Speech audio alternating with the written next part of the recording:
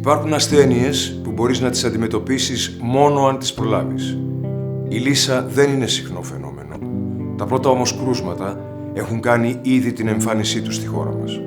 Η λύσα είναι μια επικίνδυνη και θανατηφόρα ασθένεια που μεταδίδεται και στον άνθρωπο. Η ενημέρωση για τα συμπτώματα αλλά και την πρόληψη της μετάδοσης της λύσας είναι κρατική ευθύνη και είναι επιβεβλημένη για την προστασία της δημόσιας υγείας. Γιατί αν η λύσα εκδηλωθεί, δεν θεραπεύεται.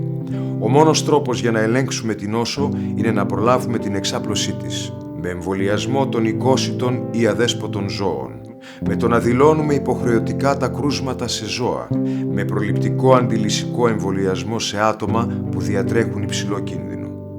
Η άγνοια και η αδιαφορία είναι εξίσου επικίνδυνες με την ασθένεια. Ας μην αφήσουμε τη λύσα να εξαπλωθεί.